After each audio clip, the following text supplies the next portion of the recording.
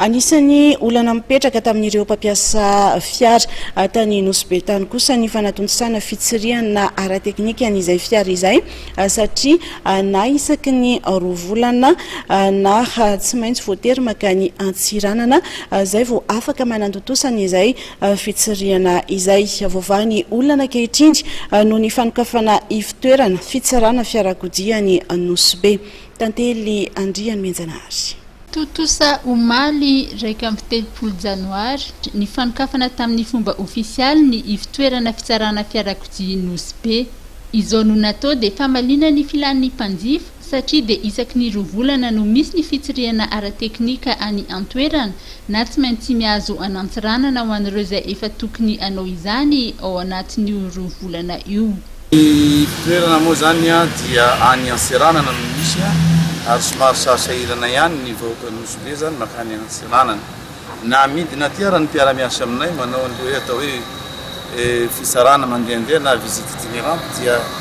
indroa isam-bolana angamba ary dia filaharana be ny eto lany fotoana ny olona ka tapaka moa zany fa apetraka eto Nosy ny ivitoerana fisarana fiarakodia. Tena mipetraka io ara-dalàna io misy arrêté nanokafana anazy io navoakan'ny ministra ny secrétaire mpanjakana misahana ny gendarmerie nationale zay nifehiny ity fibe fisarana fiarakodia ity ary ihany koa dia fa voafindra ny olona ampihodina an'izany ivitoerana zany. Ipetraka maritra ny ivitoerana fitsarana fiarakodia ao Nosy na dia mbola vonjy maika aza izany amin'izao fotoana izao noho ny tsy mbola fahatombana ny foto-drafitrasa mifanaraka amin'izany. Vonany anampy sy ifanometanana amin'ny fanamboarana n'ireo foto-drafitrasa ireo manam-pahefana sy tompona ndraiky mpanjakana ao Nosy. Nilaza ny télé général ny fobe fitsarana fa betsaka ny ezaka izay natao tamin'ny fanadiovana sy ny fanovana misy atao ao amin'ny DGSR ankehitriny.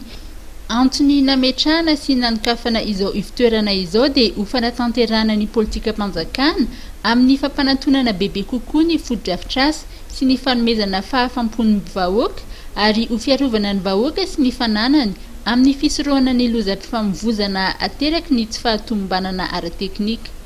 Nambarany ihany koa fa ho entitra ny fobe fitsarana fiarakodia ary ho amafisina hatrany ny fialana amin'ny kolikoly, ny fanaovana visite technique fictive ary ny fanatevenana ny fiara-miasa amin'ireo mpitandro filaminana.